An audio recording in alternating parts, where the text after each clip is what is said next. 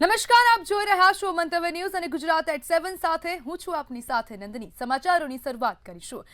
ગુજરાતમાં અફવાઓના કારણે લોકોમાં ભયનો માહોલ ફેલાયો હતો, પરંતુ નરેન્દ્ર મોદી અને ભૂપેન્દ્ર પટેલે તાત્કાલિક બેઠક કરીને સ્થિતિ સંભાળી હતી। નાયબ મુખ્યમંત્રી હર્ષ સંઘવીએ જણાવ્યું કે જરૂરી ચીજવસ્તુઓ પૂરતી છે અને કોઈ તંગી નહીં પડે। સરકારે કાળાબજાર અને અફવા ફેલાવનારની સામે કડક કાર્યવાહી શરૂ કરી હતી। લોકોને અફવાઓથી દૂર રહી સાચી માહિતી પર વિશ્વાસ રાખવા અપીલ કરવામાં આવી હતી। રાજ્યના સૌ નાગરિકોને જરૂરી એલપીજી હોય, પીએનજી હોય કે પછી પેટ્રોલ, ડીઝલ કે અન્ય જરૂરી ચીજ વસ્તુ કે ખાતર, આ બધા જ વિષયોની આજની પરિસ્થિતિ અને આવનારા દિવસોની સપ્લાયની વ્યવસ્થાઓ આ જ રીતે હજી વધુ સરળતાથી લોકોને કઈ રીતે મળી રહે તે માટે મુખ્યમંત્રીશ્રીએ ખાસ કરીને વિભાગના સૌ વડાઓને સૂચના બી આપી છે। અમદાવાદમાં રાઇટ ટુ એજ્યુકેશન એટલે કે આરટીઈ હેઠળ 2026-27ના શૈક્ષણિક વર્ષ માટે પ્રવેશ પ્રક્રિયા હવે શરૂ થવા જઈ રહી છે। શહેરની 1343 સ્વનિર્ભર શાળાઓમાં 25% અનામત મુજબ કુલ 14,177 બેઠકો પર ગરીબ અને મધ્યમ વર્ગના વિદ્યાર્થીઓને પ્રવેશ મળશે। આ માટે 4 એપ્રિલથી 17 એપ્રિલ સુધી ઓનલાઈન રજીસ્ટ્રેશન ચાલશે, પરંતુ આ વખતે પ્રવેશ પ્રક્રિયા પહેલા જ જિલ્લા શિક્ષણ અધિકારીએ વાલીઓને કડક ચેતવણી આપી છે। છેલ્લા કેટલાક વર્ષોમાં કેટલીક જગ્યાએ વાલીઓ દ્વારા ખોટી આવક દર્શાવી અથવા તો ખોટા દસ્તાવેજ અપલોડ કરી આરટીઈ હેઠળ પ્રવેશ મેળવવાના કેસ સામે આવ્યા હતા, જેના કારણે વાસ્તવમાં પાત્ર વિદ્યાર્થીઓ પ્રવેશથી વંચિત રહેતા હતા। તેથી આ વર્ષે સ્પષ્ટ કરવામાં આવ્યું છે કે જો કોઈ વાલી આવક છુપાવી ખોટી માહિતી આપશે તો બાળકનો આરટીઈ પ્રવેશ તરત જ રદ થશે અને સંબંધિત વાલી સામે ફોજદારી કાર્યવાહી પણ થઈ શકે છે। હવે જોવાનું રહ્યું કે કડક ચેતવણી બાદ પ્રવેશ પ્રક્રિયામાં પારદર્શિતા કેટલી જળવાઈ રહે છે।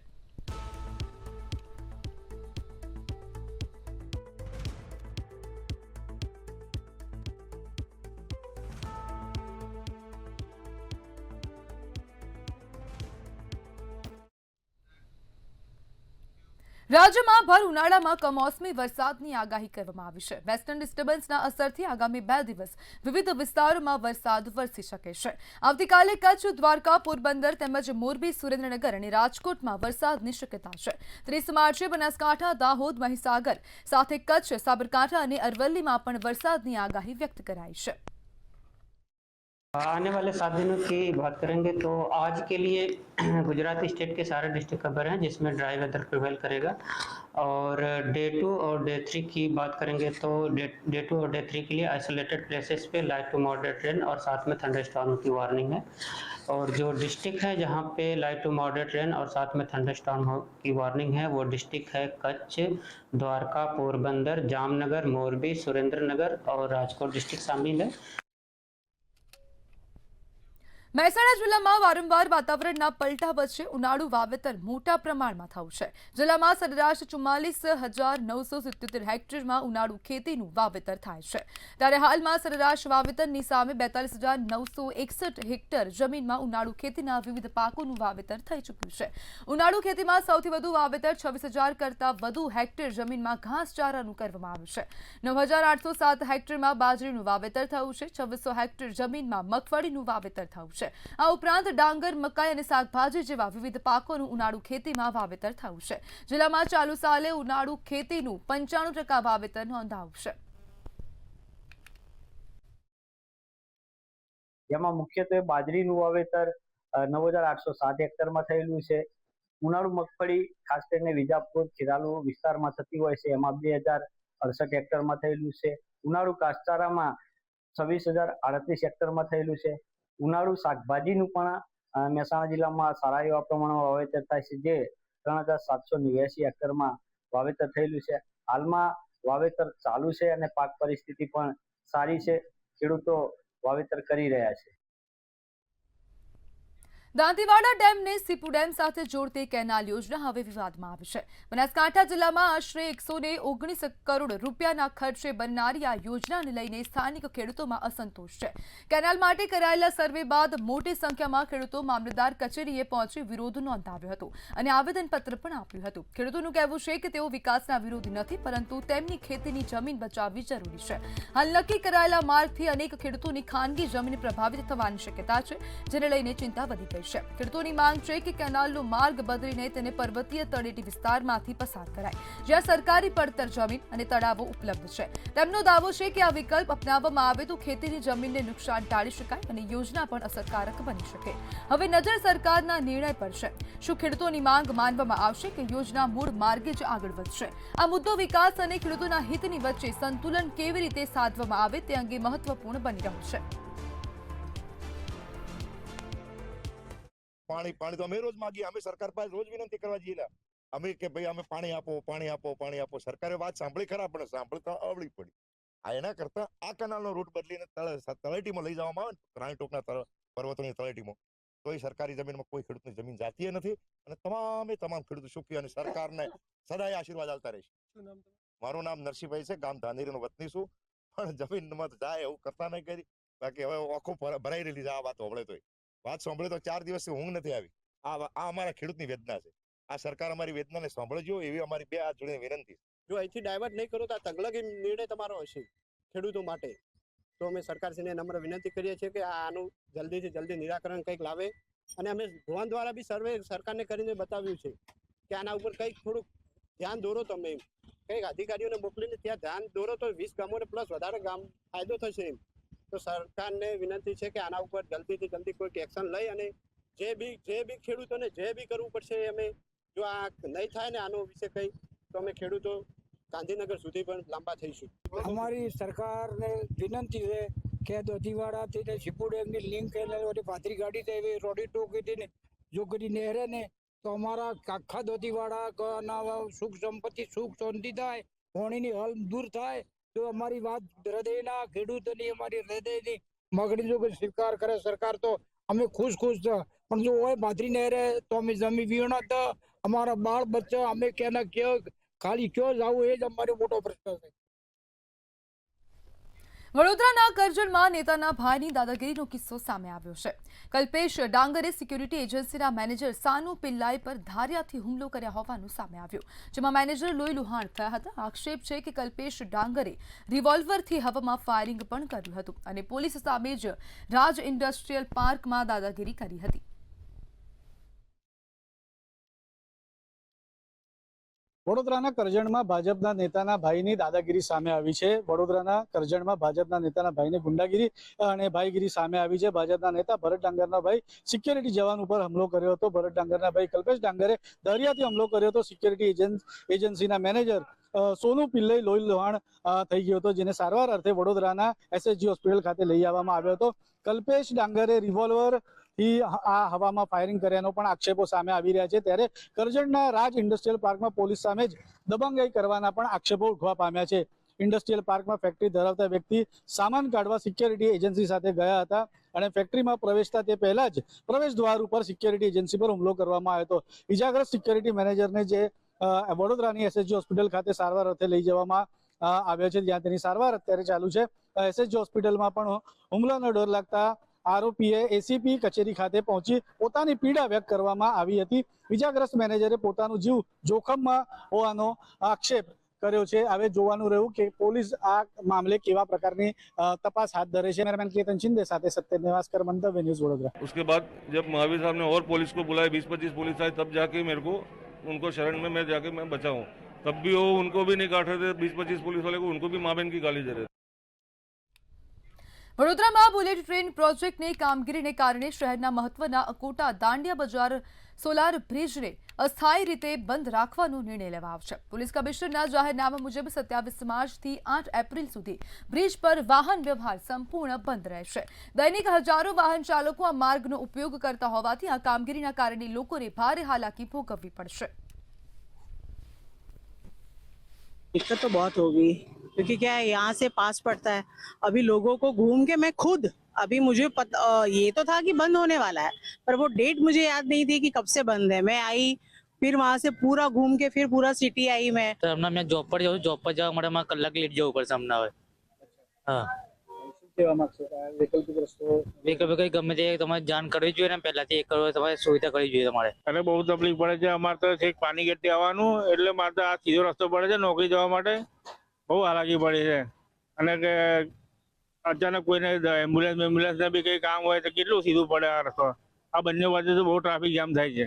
તમને ખબર હોય તો મારા ટાઈમે આ રસ્તો તૈયાર થયેલો અને એના પછી એકેય વડોદરામાં મંદિર હટ્યું નથી કે રસ્તો ડેવલપ થયા નથી. બુલેટ ટ્રેનના પ્રોજેક્ટના કારણે વડોદરાના આકોટા દાંડિયાવેર બ્રિજ છે 27 માર્ચથી લઈને 8 એપ્રિલ સુધી બંધ રાખવાનો નિર્ણય લેવામાં આવ્યો છે. બુલેટ ટ્રેન પ્રોજેક્ટના કારણે આકોટા જે સોલાર બ્રિજ છે 13 દિવસ સુધી બંધ રાખવામાં આવનાર છે.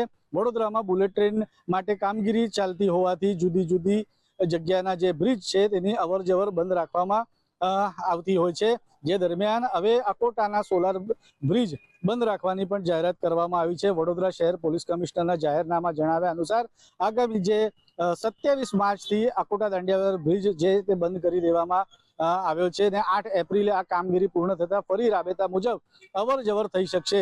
બુલેટ ટ્રેનની કામગીરી અંતર્ગત ગટર નાખવાની કામગીરીને લઈને દાંડિયા બજાર આકોટા જે આ બ્રિજ છે તે બંધ રહેશે. અહીંથી દૈનિક 6000 થી વધુ વાહનો પસાર થાય છે. ખાસ કરીને વાત કરીએ તો તેને કારણે જે વાહન ચાલકો છે તેમને હાલાકીનો સામનો કરવો પડી રહ્યો છે. સમયનો વેડફાટ થઈ રહ્યો છે, પેટ્રોલનો વેડફાટ થઈ રહ્યો છે. તેવી રીતની હાલાકી જે વાહન ચાલકો છે તેમની સામે ઊભી થઈ છે. કેમેરામેન કેતન શિંદે સાથે સત્યમ નેવાસ્કર, મંતવ્ય ન્યૂઝ વડોદરા. અમદાવાદના સરદારનગર વિસ્તારમાં યુવતી પર એસિડ એટેક થયા હોવાની ઘટના સામે આવી છે. યુવતી આવતા જ બાઇક ચાલક એસિડ ફેંકીને ફરાર થયો હતો. સમગ્ર મામલે પોલીસે ફરિયાદ નોંધી તપાસ હાથ ધરી હતી. ક્રાઇમ બ્રાન્ચે સીસીટીવી ફૂટેજના આધારે ગણતરીના કલાકોમાં જ આરોપીને ઝડપી પાડ્યો હતો. પત્નીને સબક શીખવવા પતિએ જ એસિડ એટેક કર્યા હોવાનું સામે આવ્યું છે.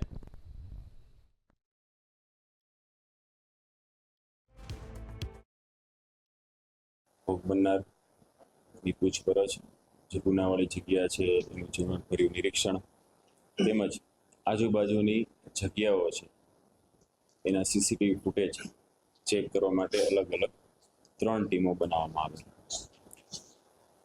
આ દરમિયાન પોલીસને જરૂરી માહિતી એકત્રિત કર્યા બાદ પોલીસને એવી આધારભૂત કેટલીક માહિતીઓ પ્રાપ્ત થયેલ, જે આધારે અમે એક સંદિગ્ધ જેને રાઉન્ડ અપ કરેલ છે કે જેનું નામ છે જતીન રણજીતભાઈ પટેલ, જે ઉત્તમનગર નિકોલ અમદાવાદના રહેવાસી છે.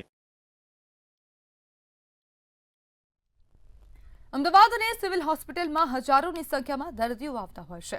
હોસ્પિટલ આસપાસ પૂરતી સુવિધાના અભાવે અનેક પરિવારોની મોંઘી હોટલમાં રોકાવું પડતું હતું. ગરીબ દર્દીના સગા ફૂટપાથ પર જ રાત વિતાવતા હોય છે. આ સમસ્યા દૂર કરવા સારવાર સિવિલ મેડિસિટી કેમ્પસમાં 60 કરોડના ખર્ચે 858 બેડની ક્ષમતા ધરાવતું આધુનિક રેન બસેરા તૈયાર કરવામાં આવ્યું છે.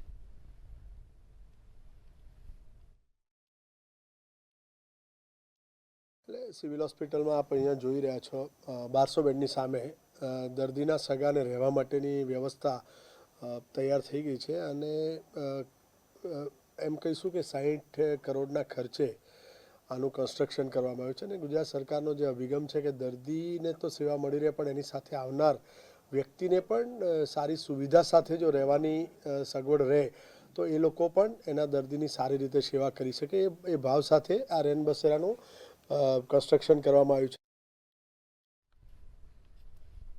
અમદાવાદ વડોદરા વઘોડિયા વિધાનસભામાં ભાજપને મોટો ધક્કો લાગ્યો હતો. પૂર્વ ધારાસભ્ય મધુ શ્રીવાસ્તવની દીકરી નીલમ શ્રીવાસ્તવ, તેમના પતિ ધનંજય શ્રીવાસ્તવ અને 2 કોંગ્રેસ કોર્પોરેટરોનો જૂથા ભાગ કોંગ્રેસમાં જોડાઈ ગયો છે. આ બદલાવના પગલે લોકો ભ્રષ્ટાચાર અને બેદરકારીથી પરેશાન હોવાનું દર્શાવે છે. આખા ભગીરથ કાર્યમાં આજે આપણી વચ્ચે નીલમબેન શ્રીવાસ્તવ, જે આપણા પૂર્વ ધારાસભ્ય મધુભાઈ શ્રીવાસ્તવના દીકરી છે, જોડાયા છે. એમનું હાર્દિક સ્વાગત કરીએ છીએ. યુવાન સાથીભાઈ ધનંજયભાઈ નિગમ પણ આજે કોંગ્રેસ પાર્ટીમાં જોડાયા છે, એમનું પણ હાર્દિક સ્વાગત કરીએ છીએ. નીલમબેને પણ વર્ષો સુધી ભારતીય જનતા પાર્ટીમાં ખૂબ સક્રિય રીતે રહીને કામ કર્યું, પણ એમને પણ લાગે છે કે આ ભ્રષ્ટ શાસકો, ભ્રષ્ટ નીતિ ને કારણે લોકોને ખૂબ હેરાનગતિ થઈ રહી છે. દેખો, કર્મ પણ છે. તમારે કાર્ય કરવું છે, જનતા માટે કાર્ય કરવું છે, તો જનતાના પડખે રહીને જનતાના પ્રશ્નોનું અમે નિરાકરણ લાવીશું તો જનતા અમારી સાથે રહેશે. એમાં પાર્ટીનો કોઈ ઉદ્દેશ નથી. જે વ્યક્તિ તમારી સાથે અડધી રાતે પણ રાત દિવસ જોયા વગર જો તમારી સાથે ઊભો રહે એવા વ્યક્તિને સાથ સહકાર આપો, બસ એ જ આશા છે.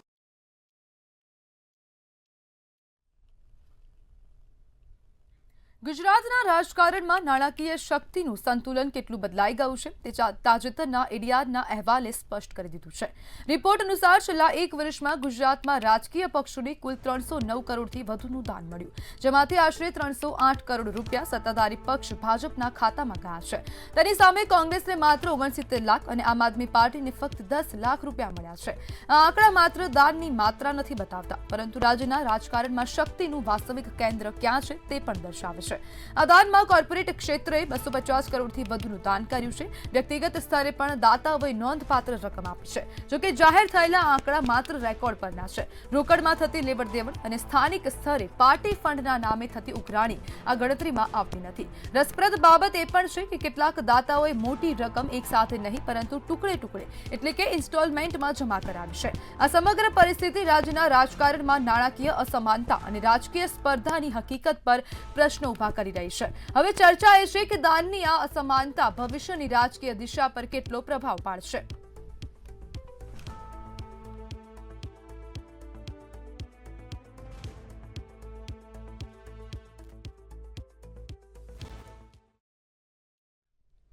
સુરત શહેરમાં પ્રદીપ ગુરુના આશ્રમ સાથે જોડાયેલા નકલી નોટોના કૌભાંડમાં ક્રાઇમ બ્રાન્ચે વધુ એક મહત્વપૂર્ણ કાર્યવાહી હાથ ધરી હતી.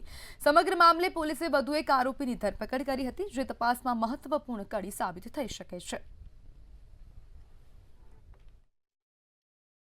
બનાવટી ચલણી નોટો છાપેલી છે તેમાં મુખ્ય ભૂમિકા ભજવનાર અન્ય એક આરોપી છે જેનું નામ ભાવેશ ગજેરા છે અને એ પણ સુરતનો રહેવાસી છે અને તેને પણ જ્યારે આ નવેમ્બર 2025માં બનાવટી ચલણી નોટો બનાવવા માટે છાપવા માટેનું જે કાવતરું રચવામાં આવેલું હતું ત્યારે એ સાથે હતો અને પોતે જ્યારે નોટ છપાઈ જશે ત્યારે બજારમાં ભરતી કરવા માટે કમિશનથી ગ્રાહક ગોતી આપશે તેવી એને બાંહેધરી આપેલી હતી અને તે પણ કાવતરાના એક ભાગમાં મહત્વની ભૂમિકા એને ભજવેલી હતી. મહેસાણાના બહુચરાજી નજીક દેવગઢ ગામે ચોરીનો બનાવ સામે આવ્યો હતો. આઈઆરસી કંપનીના વેરહાઉસમાંથી મારુતિ સુઝુકી અને હોન્ડા કંપનીના 661 સ્પેર પાર્ટ્સની ચોરી થઈ હતી. જથ્થો ઓછો જણાતા તપાસ હાથ ધરાઈ હતી અને સીસીટીવી ચેક કરતા 2 સિક્યુરિટી ગાર્ડ જ ચોરીમાં સંડોવાયેલા હોવાનું સામે આવ્યું. આ મામલે બહુચરાજી પોલીસ સ્ટેશનમાં બંને સિક્યુરિટી ગાર્ડ સામે ફરિયાદ નોંધાઈ હતી.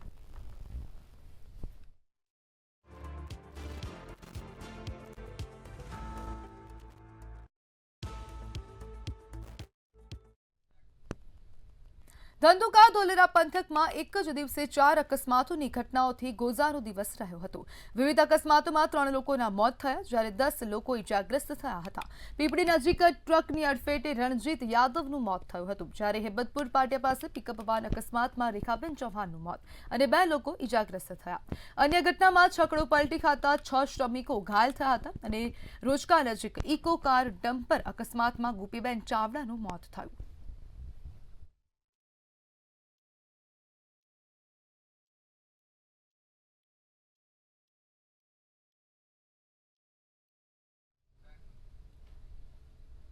પાટણના હમીરપુરા ગામ ખાતે આઈએએસ વિપુલ ચૌધરીના સન્માનાર્થે યશોત્સવ કાર્યક્રમનું આયોજન કરાયું હતું.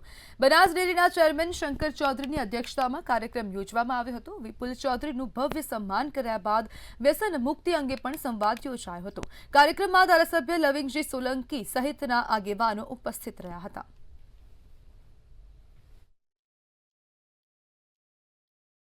અમારો વિસ્તાર બહુ પછાતપણામાં આવે છે તો પહેલથી જ એવું છે કે ગાઈડન્સનો બહુ ખૂબ અભાવ રહ્યો છે. પણ એ વાત છે કે મગજમાં એવું હોય કે ના મારે કંઈક કરવું છે મારા વિસ્તાર માટે, મારા પરિવાર માટે, મારા સમાજ માટે. તો એ છે કે જેટલા મનથી મહેનત કરીએ તો ક્યારેક એવું છે કે આજ નહીં તો કાલ ને કાલ નહીં તો પરમ દિવસે લક્ષ્યની પ્રાપ્તિ થાય જ છે. તો જે બી દર્શક મને જોઈ રહ્યા હોય એમને એક જ વસ્તુ છે કે મહેનત કરતે રહેના चाहिए. क्या पता भगवान कभी देख ले और बोल दे तथास्तु. તો ખૂબ મહેનત કરો. કેટલા વર્ષો સંઘર્ષનો ત્યાગ કરશો? સાહેબ ખૂબ 2015થી મેં સ્વપ્ન જોયું હતું કે મારે આઈએએસ બનવું છે. 2020થી હું સતત અને સખત બંને તૈયારી કરી રહ્યો છું. તો એમ કહી શકાય કે આ 6 વર્ષની જે મહેનત હતી આજે ફળી છે. ભાઈ વિપુલે જે યુપીએસસી ક્લિયર કર્યું અને સારા રેન્ક સાથે આ સરહદી વિસ્તાર, આ રણ પ્રદેશ, સુવિધાનો સદૈવ અભાવ, નર્મદાના પાણી આવ્યા પછી જીવન બદલાયું, પરંતુ સરકારી સ્કૂલમાંથી રહીને સતત પુરુષાર્થ કર્યો તેણે સફળતા મેળવી છે. એનો પુરુષાર્થ અને લગન એને હૃદયપૂર્વક ખૂબ ખૂબ અભિનંદન. પાટણ ખાતે નવનિર્મિત આધુનિક બસ પોર્ટનું નાયબ મુખ્યમંત્રી હર્ષ સંઘવીના હસ્તે લોકાર્પણ કરવામાં આવ્યું હતું. હર્ષ સંઘવીએ રિબિન કાપી બસ પોર્ટની તકતીનું અનાવરણ કર્યું હતું. આ અવસરે હર્ષ સંઘવીએ પાટણ જિલ્લાને 3 નવીન એસી બસો આપવાની જાહેરાત કરી હતી. બસ પોર્ટના લોકાર્પણ બાદ હર્ષ સંઘવી નગરદેવી કાલિકા માતાજીના મંદિરે પહોંચ્યા હતા, જ્યાં તેમણે માતાજીની પૂજા અર્ચના કરી આશીર્વાદ મેળવ્યા હતા. આ નવીન બસ પોર્ટ આશરે 17 કરોડના ખર્ચે નિર્માણ પામ્યું છે. આધુનિક સુવિધાઓથી સજ્જ આ બસ પોર્ટમાં મુસાફરોને આરામદાયક અને સુરક્ષિત મુસાફરીનો અનુભવ મળશે. આ બસ ટર્મિનલ માત્ર કોન્ક્રીટ અને સિમેન્ટથી બનેલું બાંધકામ નથી, પરંતુ લાખો મુસાફરોની સુખાકારી, સુરક્ષા અને સુવિધાનો જીવન સંકલ્પ છે. આ આધુનિક બસ ટર્મિનલ આજે પાટણના વિકાસની નવી ઓળખ બની રહ્યું છે. આશરે 17 કરોડના ખર્ચે બનેલ આ ટર્મિનલ હવે દરેક સામાન્ય નાગરિક માટે ગૌરવનું પ્રતીક બનશે. 20,000 થી વધારે લોકો પાટણના બસ પોર્ટનો સીધો જ ઉપયોગ કરી શકે એ પ્રકારની વ્યવસ્થાઓ કરવામાં આવી છે. ભૂપેન્દ્રભાઈ પટેલની સરકાર 2027 સુધી આ 27 લાખ પેસેન્જરોથી દરરોજ 30 લાખ પેસેન્જરોને એસટીની સુવિધાઓ પૂરી પાડવાનો મક્કમ નિર્ધાર જોડે આવનારા દિવસોમાં કામગીરી કરવા માટે આગળ વધી રહી છે. બાવડા નજીક બગોદરા વિસ્તારમાં એક જ દિવસે 2 હિટ એન્ડ રનની ઘટનાઓ બનતા ચકચાર મચી હતી. પહેલી ઘટનામાં માતાજીના રથની સાથે જતા 2 લોકોને અજાણ્યા વાહને ટક્કર મારતા એકનું મોત અને એક ગંભીર રીતે ઇજાગ્રસ્ત થયો હતો. બીજી ઘટનામાં નડિયાદથી ચોટીલા પગપાળા જતા શ્રદ્ધાળુ ગોપાલસિંહને ટોલ પાસે અજાણ્યા વાહને અડફેટ લેતા તેમનું મોત થયું હતું. સમગ્ર મામલે તંત્ર દ્વારા તપાસ શરૂ કરવામાં આવી હતી.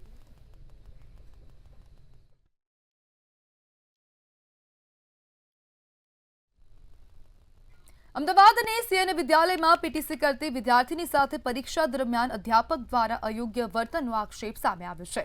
વિદ્યાર્થીનીએ લેખિત ફરિયાદ કરતા કોલેજે તાત્કાલિક પગલું લઈને અધ્યાપક રોહિત ઉપાધ્યાયને ફરજ મુક્ત કર્યા છે. વિશાખા કમિટીએ તપાસ શરૂ કરી છે, જ્યારે અમદાવાદ ડીઓએ પણ નોટિસ આપી 5 દિવસમાં સ્પષ્ટીકરણ માંગ્યું છે.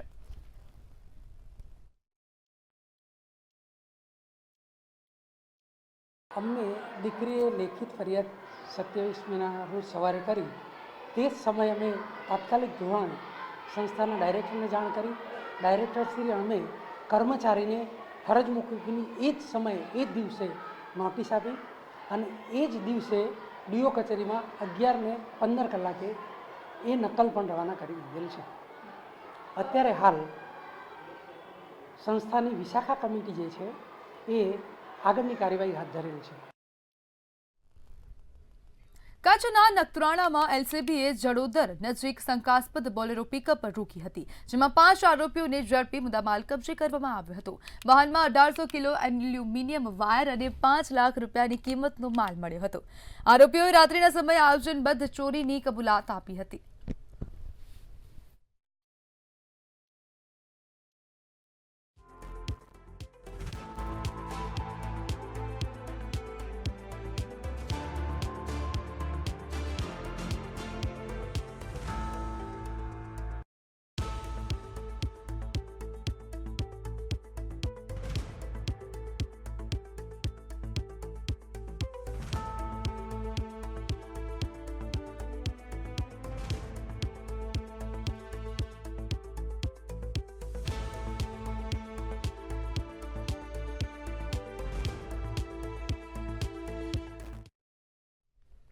ઐતિહાસિક નગરી ગોધરાના મધ્યમાં આવેલા પૌરાણિક રામસાગર તળાવ ખાતે ભક્તિમય માહોલમાં પ્રભુ શ્રીરામની ભવ્ય પ્રતિમાનું અનાવરણ કરવામાં આવ્યું હતું. ગોધરાના ધારાસભ્ય CK રાહુલજીએ પ્રતિમાનું અનાવરણ કરી મંત્રોચ્ચાર સાથે પૂજન અર્ચન કર્યું હતું. શહેરની શોભામાં અભિવૃદ્ધિ કરતી આ પ્રતિમા અંદાજે 1 કરોડ રૂપિયાના ખર્ચે તૈયાર કરવામાં આવી છે.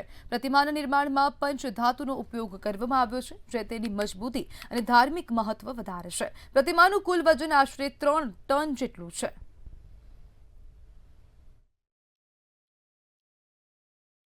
આખા ગુજરાતની અંદર 21 ફૂટની ઊંચાઈવાળી રામની મૂર્તિ અને તે પણ એલ્યુમિનિયમ અને 4 ટન જેટલું વજન ધરાવતી મૂર્તિની આજે ગોધરા શહેરના રામસાગર તળાવના મધ્યમાં આજે એની સ્થાપના કરવામાં આવી છે અને આજે પવિત્ર દિવસે સૌ ગોધરા શહેરને આજુબાજુના તમામ ભાઈઓ અને બહેનો આ મૂર્તિની જે સ્થાપિત કરવામાં આવી એમાં પ્રસંગમાં ઉપસ્થિત રહી અને રામ ભગવાનના આશીર્વાદ લઈ અને આજે અમે સૌ અહીંયા ભેગા થયા છે. ગુજરાત@7 માં હાલ બસ આટલું જ. વધુ માહિતી માટે જોતા રહો મંતવ્ય ન્યૂઝ. નમસ્કાર.